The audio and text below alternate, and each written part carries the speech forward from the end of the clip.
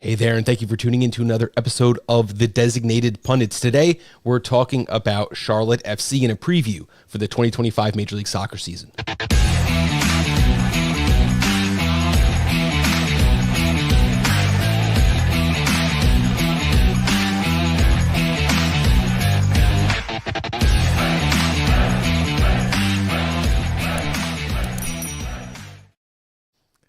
Okay, the Designated Pundits. Thank you guys for tuning in today. Make sure you go over to thedesignatedpundits.com, subscribe on YouTube, or find us on your favorite podcast platform. We're on all the major ones. You can just search for the Designated Pundits.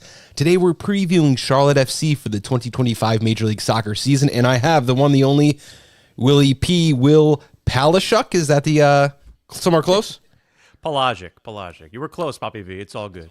Thank you so much. I'll always remember Willie P because my best friend growing up was named Paul Smith, middle name William, so we called him P Willie. It's backwards. So the reverse. Gotcha. Yeah, exactly. So we're here to preview the 2025 season for Charlotte FC. Tell us a little bit about yourself and where we can find your work.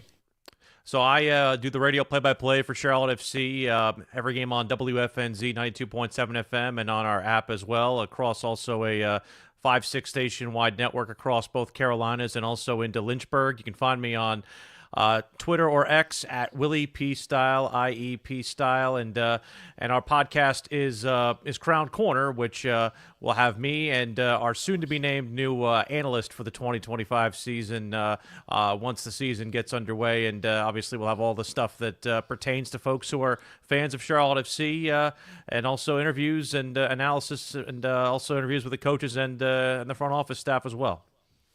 Awesome. So let's get right into it. Got to pull up the graphics here. I mean, that's first things first. Got a new signing on the cover, and I spelt your last name right, so we're off to a good start already. We like that. Let's talk about 2024. Now, this was a surprising season with a new head coach. 14-9-11 record. That was 9-6-3 at home, only 3 losses. 5-5-9 away. 47 goals scored. That's not very good. 40 goals against. That is fantastic. That's second lowest in Major League Soccer. Plus 7 goal differential, and you were eliminated by Orlando in the first round of the MLS Cup playoffs. Overall, I would consider this, as an outsider's perspective, quite a successful season. There were a lot of unknowns, and once you got to knowing the unknowns, everything looked good. You're a system defense. You had a couple of great stars, got even better in the in the summer transfer window, and loaded up on some offensive pieces we're going to talk about a little bit. Again, the team had no problem keeping opponents out of the back of the net, finding the back of the net on their own, a little bit to left to be desired.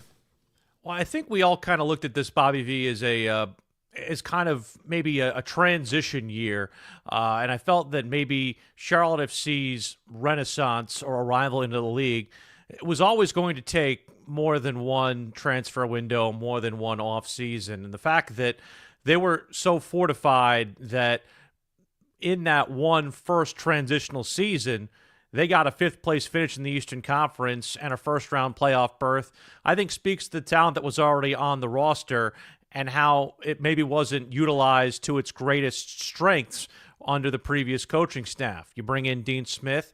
His charge was to simplify everything. He wanted to make sure that the guys who were at the back, who I think under Christian Latanzio were largely, I think, put in positions that weren't necessarily their best ability behind them. And as a result, things got simplified, and you have a back line that concedes only 40 goals, one of the best defenses in Major League Soccer, and a goalkeeper in Christian Kalina who put up metrics that, quite frankly, are some of the best in Major League Soccer history. And even when it came down to the season, he even said, look, I've had seasons where I've made better saves and bigger saves than this one. He felt like a lot of it had been done in front of him. Obviously, the growth point of this team right now is the offensive side. And I know we'll get into the moves they made here in the winter to try and fortify that, but you had a scenario where Karol Swiderski basically early on in the season or even at the end of the preseason basically made known that he wanted to try and transfer himself back to, or at least go on loan back to Italy and back to Europe for a potential opportunity to be in Europe for the long term. Did not work out, and it kind of put the team kind of between a rock and a hard place, because as much as they liked Karol Swiderski, I don't know if we really saw his game match with what Dean Smith wants out of a striker. And I think that dichotomy of thought from Dean Smith might have cost them some precious points down the stretch and some growth with Patrick Agyemang. You've obviously seen what Agyemang's done during the offseason for the U.S. men's national team, and I think the choice that they made in this window to fully back Pat is kind of indicative of the fact that they saw enough of him last year that they believe that he can be somebody who is an out-and-out striker for them, combined with the other changes that they've made. Look, I think that when it comes down to it, they realized the error of where they were in this season. Dean Smith said coming out of the end of the season and going into this one, they needed to get two principal needs: a ball-progressing midfielder, and they also needed somebody who has that little bit of extra magic. I think he called it stardust or gold dust, and they obviously got that with the signing of Wilfried Zaha. So does that change all the things that were wrong last year? It honestly is something we won't find out until they start playing games for real, but they at least feel like they have a depth now in the front line and in the midfield that can pair with what they have at the starting line and the back line. The unfortunate part about this team going into the season is that the back line depth, they did take a couple of big hits at the fullback position. So I think that's the part of the team that might still need to be fortified in the remaining days and weeks of this window. But as far as I'm concerned, I'm seeing a team right now, Bobby, that really doesn't have that many holes. And when you think about the way that they've now constructed the team, I know that they still have a DP spot remaining, and we'll get into maybe how they try to utilize that or what roster construction they want to try to utilize as the season goes on. But as far as I'm concerned, there's not much that I feel like they want to or need to add at this point. They want to see what it plays out like here with this projected 11 going into the 25 season. Exactly. And I tell people when we do our season previews, like, going early is a good thing, because that means we're not waiting for those February, March transfers to get things, up and loaded. Like we said about Karol Swiderski, it's always awkward when you have, especially at the striker position, this highly paid player takes a chance abroad. And for me, it was kind of like, he wasn't Dean Smith's guy, and it was kind of known, like, I don't really want this guy. Let's, loan him out, and then we'll sell him. And then he comes back, and now you're like kind of holding it like, okay, well, now you're keeping us from advancing, other parts of the roster, and we don't like you. It's kind of a strange situation. And then he left in the offseason, which is something we're going to talk about when we have some incoming and outgoing players. The thing about it with Karol is that, the front office was very open about the fact that when he left for Hellas Verona, it was pretty obvious from the comments that they made that they felt like that was going to be something that was triggered. And according to the way that, and again, this is getting into the very deep in the weeds minutia of the way the loan went, but whether or not there was a purchase on the loan or whether there was a trigger or that stuff, that contract verbiage, there seemed to be a disparity from the two clubs as far as how that went. And that kind of left Charlotte FC somewhat feeling like they didn't necessarily get the full value out of that. So from that perspective, bringing him back was as much of a indication of, hey, we could do a heck of a lot worse by bringing somebody back who is a proven commodity in Major League Soccer, even though it might not have been the biggest stylistic fit for where they were at and also what they wanted out of the striker position, knowing full well that they felt like they had a descending player in Agyemang. And 5 to 7 years ago, a designated player needed to score 25 goals or it was a bust. I don't think that's the prevailing thought anymore. And when we look at the stats of the contributors, Karol Swiderski is up there with 6 goals and 2 assists. That's not all-star, super caliber numbers, but he was able to contribute when he was on the field, that's for sure. Let's look at those contributors here. We're going to start with Patrick Agyemang. Help me with the pronunciation of the name. Agyemang. Agyemang. 10 goals, 3 assists. Don't look at the last name. The last name throws you off. It's Agyemang. It does, and I'm like, because I'm one of those guys with a difficult last name too, and I have that, where I hear it a million times, but it still doesn't come out of here right. Lil Abada, 7 goals, 1 assist. You have Kerwin Vargas, 6 goals and 2 assists on probably 700 shots. He was my favorite punching bag last season for how many open nets he just seemingly couldn't put it in the back of. Ashley Westwood, 2 goals, 5 assists, contributing from the back there. And Brant Bronico, 1 goal, 5 assists. Contributors, anything else to add besides Ajimang having a great season, contributing with the men's national team? I think he is somewhere on the depth chart, even if it's a little bit buried, and still certainly time to grow and progress. Yeah, I'll go from the bottom up. Brant Bronico is my favorite player on the team, and I feel like for a lot of people and fans in this fan base, they kind of don't understand why. But the guy just grinds, man. He is a guy with a relentless motor. One of the things that Dean Smith said about him upon his arrival, he says, who needs Duracell when you have Brant Bronico?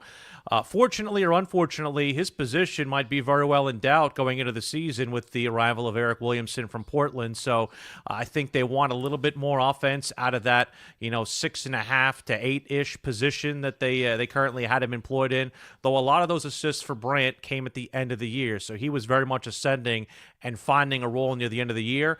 One thing to note on Ashley Westwood, a couple of these goals that he's gotten are real bangers, and when you think about the way that he goes about doing things, he's great off the set piece.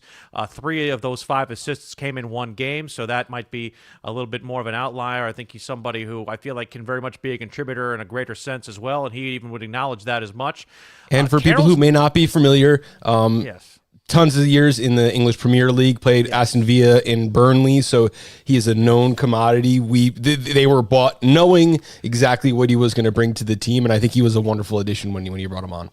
And covered more distance than any player in Major League Soccer this past year. I think he's 34, 35 at this point, too. So that's not something to really sniff at. And I think getting more midfield depth with additional competitions ahead for Charlotte FC, Leagues Cup and U.S. Open Cup, I think it's a good thing for him. Swiderski's numbers, again, they don't jump off the page, but when you think about the fact that it was only in like 9 or 10 or 11 regular season games, I think that maybe makes it a little bit more emblematic of how he was able to get himself involved. Again, a lot of that came from the penalty spot too as well, so you got to take that into account. Kerwin Vargas, I think he took positive steps in parts of his game last year. But I honestly think, too, the offensive part, sometimes in the past, he had let some of his offensive inefficiencies affect his play without the ball, and particularly on defense. He became a much better front side defender and more effort on that side of the ball last year than I think he had in his previous 2 years as a Charlotte FC player. The unfortunate part is that Dean Smith loves to work his wingers, and a lot of times that's going to lead to wingers being subbed off, and that limits your opportunities. And I feel like he may be pressed at times last year offensively, and that led to maybe a diminished contribution count for him. Liel Abada is somebody who I think the front office told us during the offseason might not have been in the greatest health or fitness coming in to his time at Charlotte FC. He did have a couple of contributions early, had a brace against Atlanta, and then kind of tapered off. Obviously had a lot of match congestion as well for him because he played in the Olympics for Israel, so there's that part of it that they had to contend with, and he was not necessarily available for a lot of the summer. But they're expecting with a full preseason, full health for him to be somebody who can be that nice off-wing to Wilfred Zaha. And then Ajiman, I think the biggest thing, and I'll say this from Patrick Ajiman, the 2 goals he scored for the U.S. men's national team are very emblematic of the goals that he scored for Charlotte FC. But if there are people who are critics of him, they say, okay, it's great to score those kind of goals, but where's the variety? And I think that's the next charge for Patrick Ajiman. And we saw actually in one of the friendlies for Charlotte FC, their friendly yesterday, we're recording this on a Thursday, the friendly on Wednesday against Sporting Kansas City, he had a header in, and we haven't seen that a lot from Patrick Ajiman. Despite his 6'4" frame, most of his goals have been scored off of strikes and things of that nature. So The fact that might be something that's becoming part of his developmental part of the game is an incredible thing for Charlotte, because the more and more we can see Patrick score in a variety of different ways, that opens up so many avenues for offensive dominance for a team that, quite frankly, needs that to be a part of its DNA if it wants to progress forward from where they were a year ago. Yeah, and he was one of the very few MLS super draft picks that, we kind of always talk about how that's kind of a dying or dead addition to Major League Soccer. Now, you don't see a lot of players coming out of college anymore to join the pros. That's why he only has 2 years under his belt at 24. But I think that he definitely has some room to grow in Major League Soccer. It's a very competitive, very physical league. And let's see what he can bring next season. He is one of the players who still is with the team, but we need to talk about some players who are leaving. Jalen Lindsay, Hamadi Diop, Ironin, Junior Urso, and Karol Swiderski are all on the outgoing players list. Incoming, Pep Biel, I knew he was with the team last year, but he did re-sign, and I was expecting him fully to leave the squad. You bring in Eric Williamson, and of course, it's Wilfred Zaha, like the T-shirt that you have from Tom Bogert says right there. So the two losses in the back line with Lindsay and Uranen really take a hit to Charlotte FC's depth. Uranen's a player who I don't think he did anything wrong necessarily. I think there was one particular matchup where he had some coverage issues, and that maybe made him fall out of favor from Dean Smith's eyes. He just wasn't somebody who had offensive numbers that jumped off the page and had some defensive inconsistencies. And when Charlotte FC acquired Tim Ream during the summer transfer window, they felt like they'd rather displace Uranen than Andrew Privet, who they really liked in the backline pairing with Adilson Malanda. And the way that they came to play during the stretch run of last year is they basically played a back four in name only, but it ended up kind of converting to a back three when they went on offense, with Ream, Malanda, and Privet all at the back, and Nathan Byrne acting as the free runner down the right side, with Pep Biel tucking in. I'm very curious to see how much differently that looks going into this season, because they don't have that backline coverage necessarily. The depth behind them, and I know we'll get to the depth chart in a moment, is very, very young. João Pedro and Nick Scardina are the two kind of main guys at that point right now, and they did get a draft pick by the name of Micah Thomas out of UConn, who was their first-round pick, who they really like, but obviously very young. And so from that perspective, and he was a young super draft pick as well. I think he's only 19, 20 years old. So from that perspective, you're looking at obviously a lot of unproven there at the back behind those four starters, if you count five, including Christian Kalina. Hamadi Diop, a first-round pick that didn't really work out here. I feel bad about that, because they really liked him coming out of Clemson. Had an unfortunate situation in 2023 where he came on in the second half against Atlanta and then was immediately subbed off because Christian Latanzio, I guess, didn't see something he liked, and I don't think we ever saw him again on the first-team field. He got loaned out to Chukwuemeka during the offseason, or during middle of the season, I should say, last year to get some minutes, and then ended up getting picked by San Diego in the expansion draft. Junior Urso was, I think, a very good player for Charlotte FC, but again, I think at the end of the year, you started to see the minutes kind of pile on to him. Yeah. That's why they bring in Eric Williamson, to get maybe a younger version and maybe more offensive version of what Junior Urso can bring in that, again, 6.5, 8-ish position that is in Dean Smith's position. And of course, we talked about Swiderski and the departure of him. I think fans will look upon his contribution as time goes on more fondly than they might at this particular point. 32 goals in all competitions. That's nothing to sneeze at. And like you said, goal contributions from a designated player standpoint don't need to have the gaudy numbers that they used to. But at the end of the day, I felt like maybe a separation. This was the right time for it. Pep Biel is somebody who I felt brought a very generous amount of sauce down his time here at Charlotte FC. I was very happy to see what he could bring. The unfortunate part about it is he did kind of have the red card in the postseason, which limited his ability to contribute when the cards were very much on the table, and there were other times where you feel like you kind of lost him in some games. So I think, again, another player who can benefit from a full preseason. He didn't have a full preseason in his time at Olympiacos, so that part, I think, obviously affected his ability to be right away contributor for Charlotte FC. And obviously, with Williamson, you get a little bit more of that offensive flair. You get somebody else who knows this league. They have not had a lot of interleague transfers at Charlotte FC. So I think that it's very, very curious that they like the player that much. Some background, obviously, on Charlotte FC's coaching staff. Their lead assistant is Miles Joseph. He used to be at Portland. He was an interim head coach for them in a while, and also was a big assistant under Gio Savarese. So he knows the player very well. And then the statement signing of the MLS winter window, which was, I think, Wilfred Zaha. Look, we can go into Zaha versus Almiron all you want. What I can tell you is that the club likes the player. When it came to those two, they liked Zaha more from a profile aspect of what he can bring to Dean Smith's system. They like the player profile. 32 years old, obviously, is not what you want to see as somebody who's an incoming player who you're expecting a lot of, but I do feel like they believe that he is the same kind of guy that they got out of Crystal Palace. He ran into some things at Galatasaray, kind of under the radar things that didn't necessarily get reported, and quite frankly, maybe contributed to why his time there felt like he kind of got dealt a bad hand. Ended up actually having a pretty immediate contribution for them. I think it was 9 goals and 16 starts or whatever, and then just inexplicably fell off the page and fell out of favor for reasons that were, I think, beyond his doing. So he tried to go on loan to Lyon, and we all know Lyon's a mess right now with FFP violations and the potential relegation and sanctions and all that. That wasn't the best opportunity for him either. So he's hoping he can get back to that same level that he was at Crystal Palace. Is he going to be the same player as he was 2, 3, 4 years ago?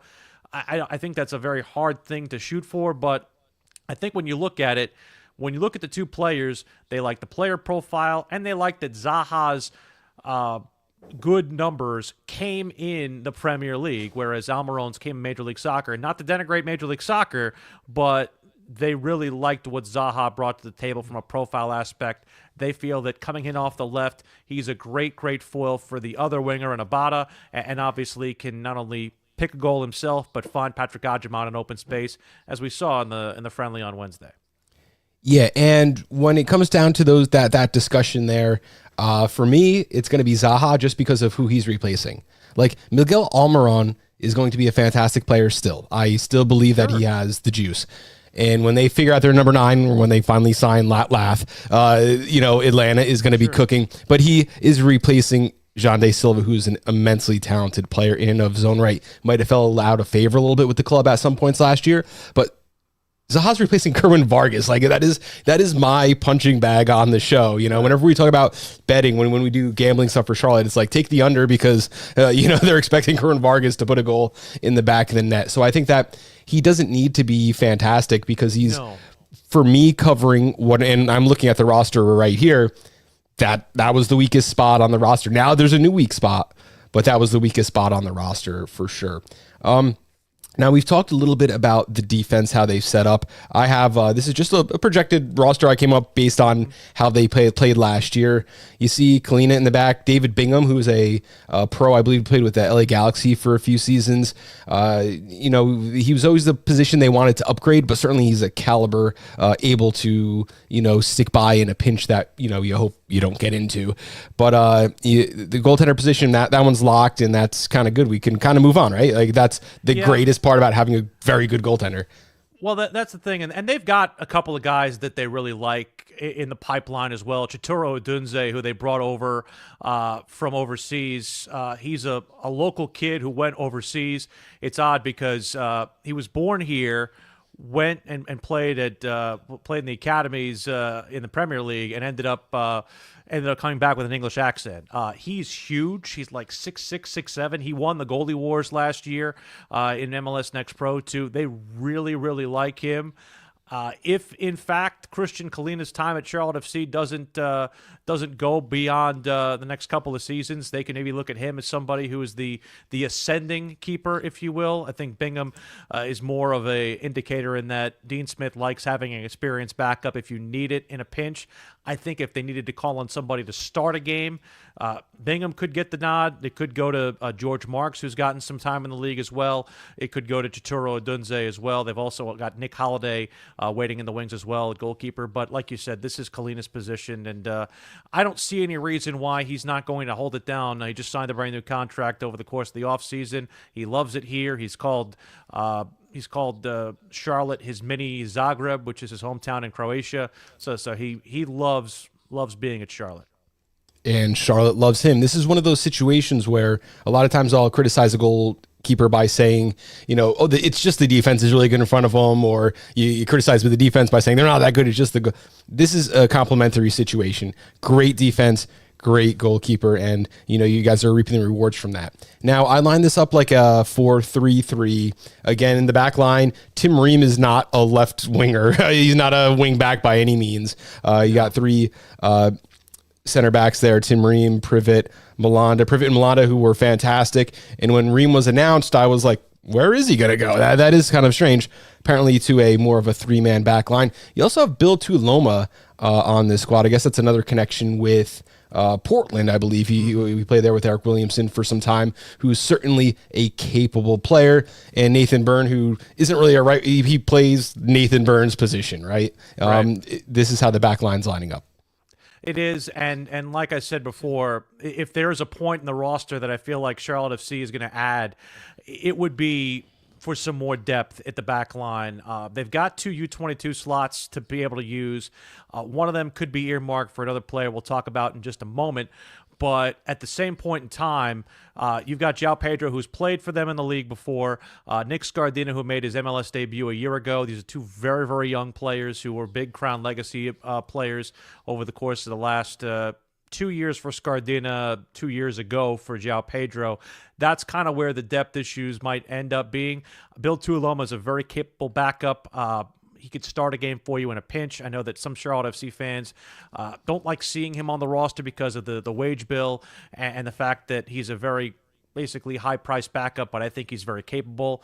And I think, honestly, it comes down to the fact that these 4 in front, again, provided health, I wouldn't take anybody else across that back 4, anybody else in the league, because they were so very good together, and I think what they do together really pales in comparison to what one individual can bring outside of that. We already talked a little bit about the midfield, but I have 2, midfielders here: Ashley Westwood, Eric Williamson. That's who I'm projecting to be the 2 starting players, and then Pep Biel at the number 10. Just talk about maybe their duties. I guess Ashley Westwood is more the 8, Williamson more the 6, or 2 8s. How do you see them lining up? Well, I think they all kind of play different roles. Westwood, I think, kind of starts games as the 6, but he can also go up and be forward. So I think it's kind of they both pick their spots to try and make things in. Jabril Gianni, who played also a lot in that same role that Williamson is in, is also part of this midfield. Brant Bronico and Westwood have both had their opportunities to go forward as well when Bronico was the projected starter at this. I do think Williamson ends up getting the nod just because I think the thing that they want is more progression through the midfield. They are very last year they were very wing dependent. They were very outside dependent. It's kind of been the trademark of their entire time in Major League Soccer, is that a lot of things kind of came from the outside, and it led to sometimes a lack of diversity in the attack and the build-up. So they want to be more forward through the central channel, and they want to be able to progress the ball forward from that range. That also obviously helps Wilfred Zaha get free, helps Pep Biel get free, helps Patrick Adjaman get free.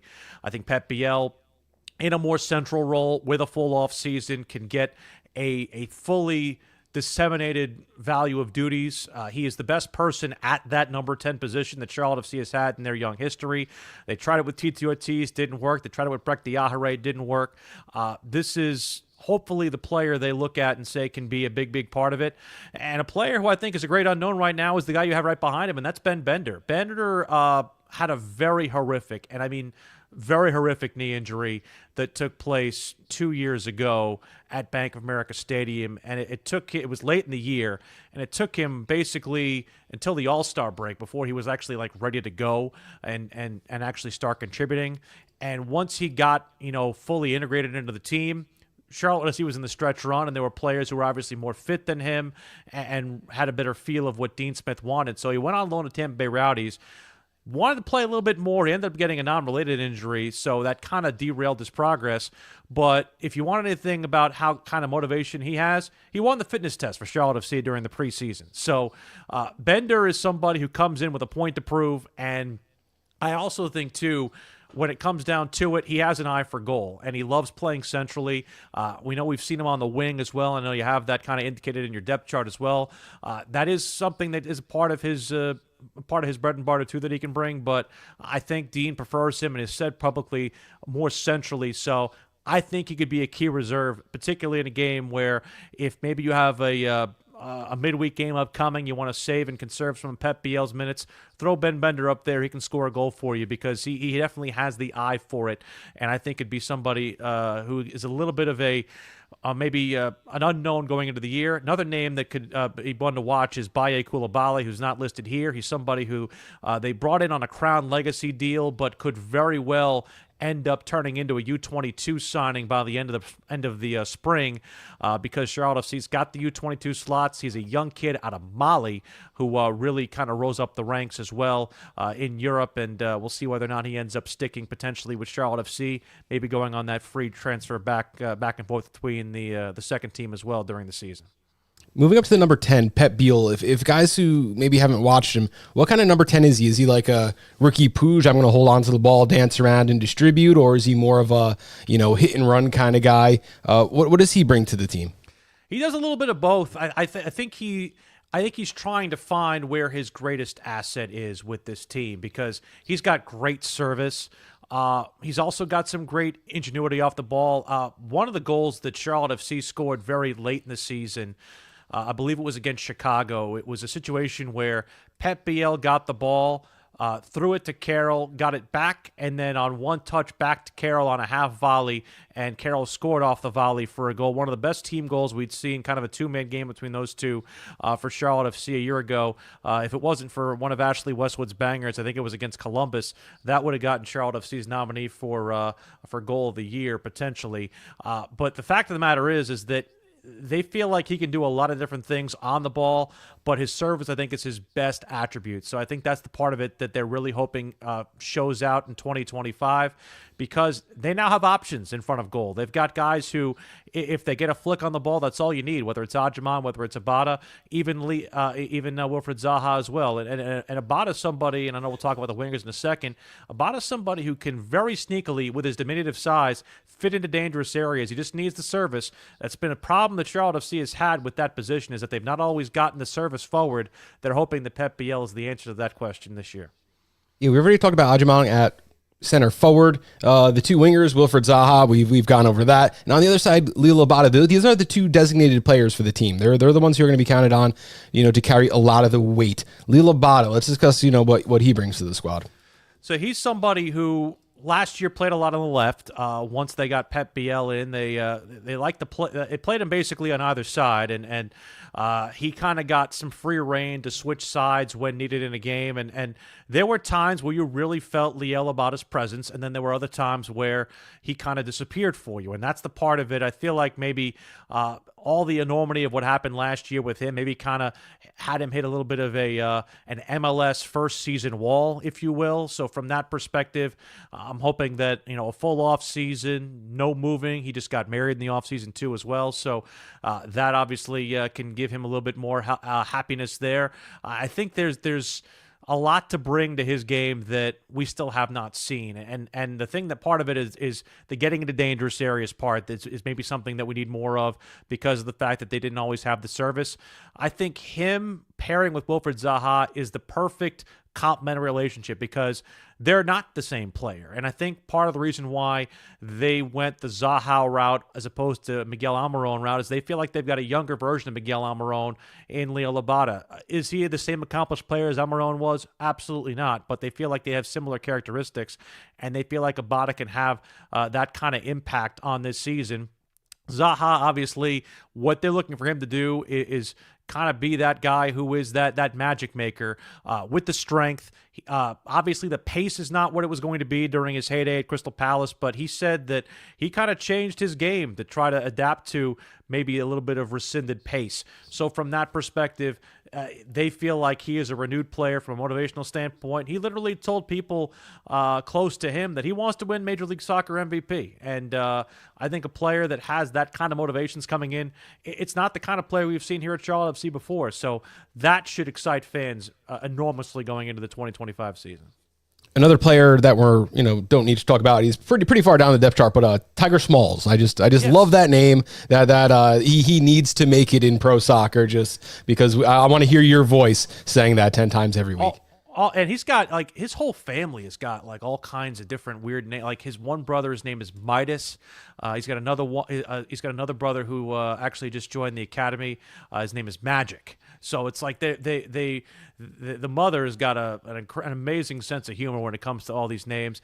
Tiger, I think, is somebody who they really like from a developmental aspect. And again, it's part of the depth that they have behind the front line between Vargas and obviously Brandon Cambridge, who also had a very horrific injury that kind of kept him out much of last year and a little bit of the offseason as well. He scored a goal, one of the goals from the spot during the friendly on Wednesday as well. So he's somebody who they really, really liked. He had a brace in his rookie season 2 years ago against the Chicago Fire.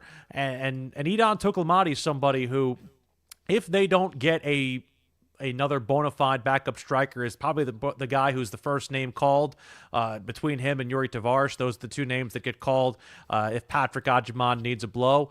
But Tokolmadi is somebody they really like, another guy out of the Israeli league that was a teammate on the men's national team in Israel with Leah Labada.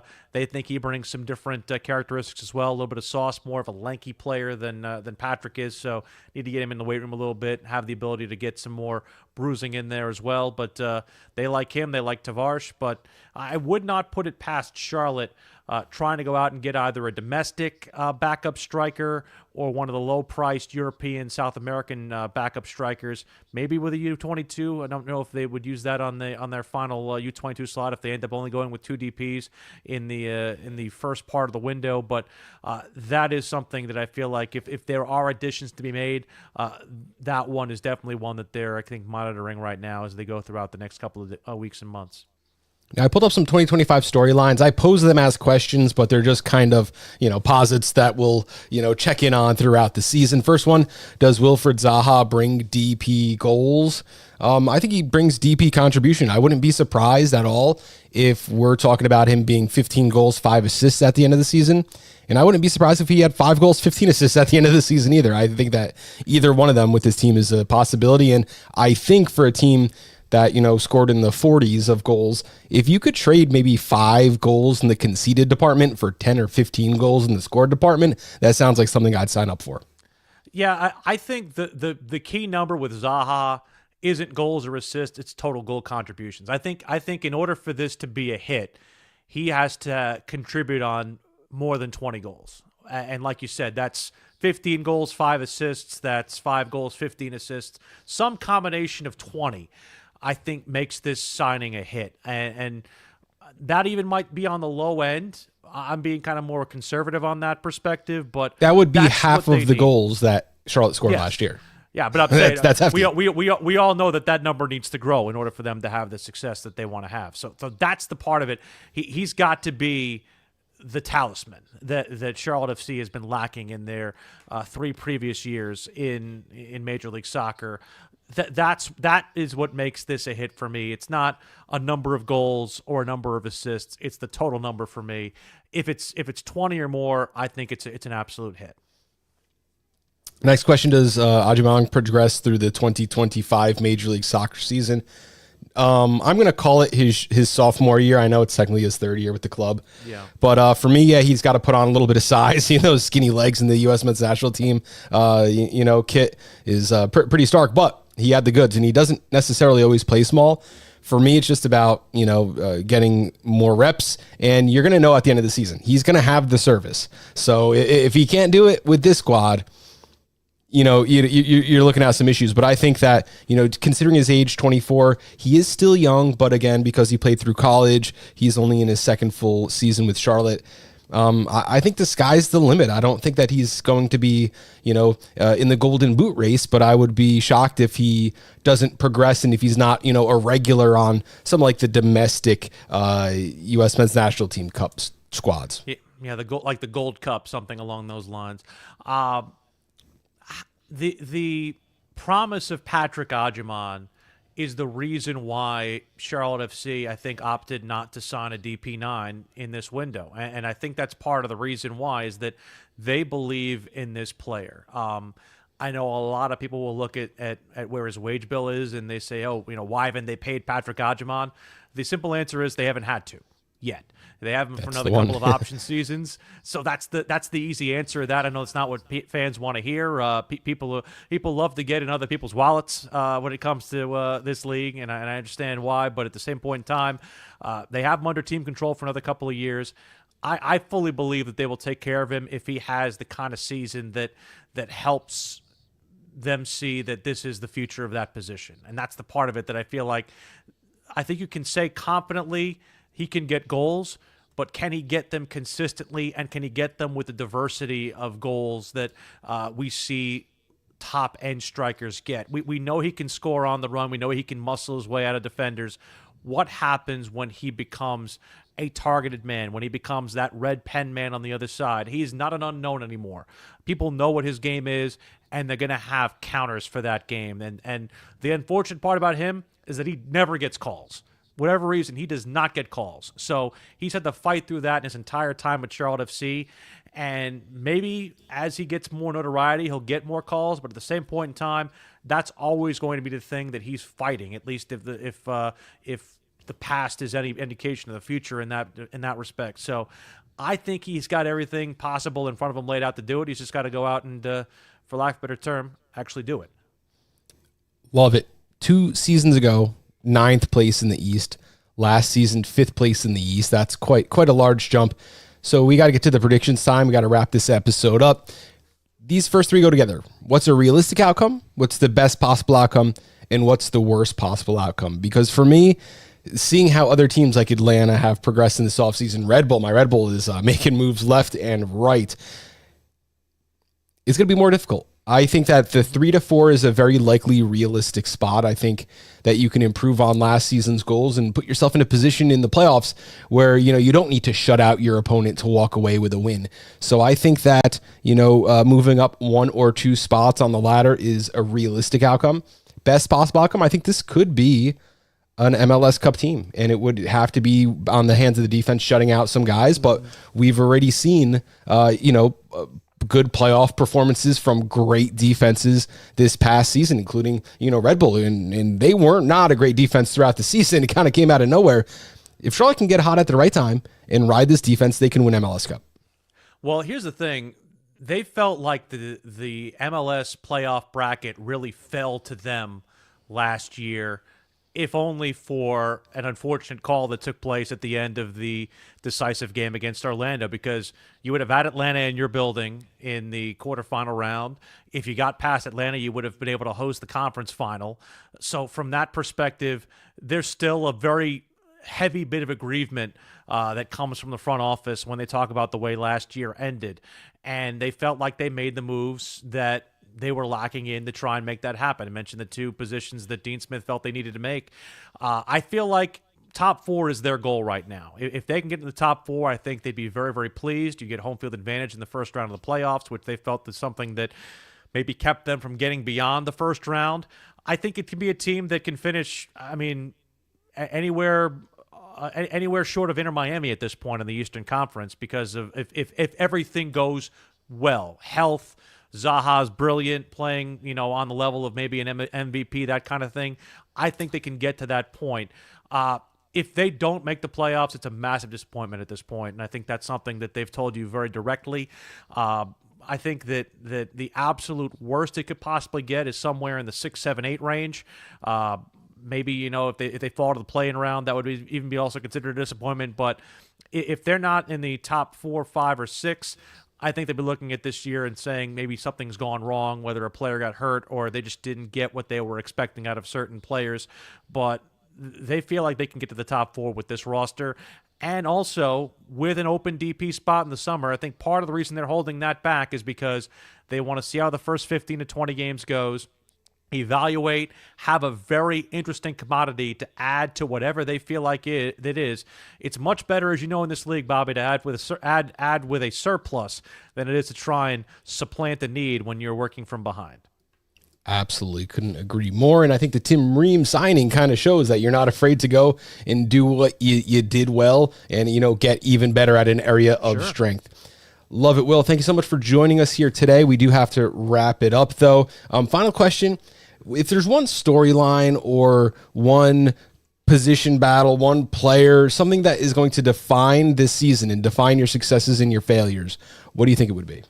How good is Wilfried Zaha? I think that's the biggest. That's the biggest thing right now. Is Charlotte FC has generated a lot of interest for a team that was an expansion team 3 years ago, but there was never that marquee level player that's come here and the kind of guy who you can put on the side of a stadium with a big, huge banner and a big, huge picture and say, that's our guy, come see him. If Wilfried Zaha is the goods and he's the attraction, and he does that from a contribution standpoint, from an interest standpoint, and he becomes the face of this club, that I think is the biggest thing that he could possibly do for Charlotte FC, because that makes you a player in this league. That makes you somebody who not only can win MLS Cup, but that also can be an attraction point for other players. They've got a real great pipeline with guys going out from Europe, whether it's Dean Smith, whether it's Ashley Westwood, Nathan Byrne, et cetera, and so on. They've got a lot of people spreading the gospel of Charlotte FC. If Wilfried Zaha comes here and makes it, that only adds to that fire and adds to what more can be added to this team in the future. Love it. And I was supposed to start the episode, but I've been asking everyone on the show, what is your favorite soccer memory from 2024? Favorite soccer memory from 2024, the playoff victory against Orlando City. The fact that they did it with Christian Kalina as the goalkeeper of the year, getting 3 saves, technically 2 saves and a miss. That, I think, was something that represented an arrival moment for this club. Obviously, it didn't give us a playoff advancement, but it did give, I think, a proof of concept to, okay, we now know what we can do to get ourselves forward. Just need a little bit more offense, and they feel like they've got that now. Always pays to get that information. Will, thank you for being with us on Designated Pundits. Remember, so you got to subscribe. The Designated Pundits, all 30 Major League Soccer teams, and we're continuing with FC Cincinnati for those of you who are live with us in just about 5 minutes' time. Will, thank you so much for being here again, making yourself available. Really appreciate your time, and thank you everyone at home for tuning in.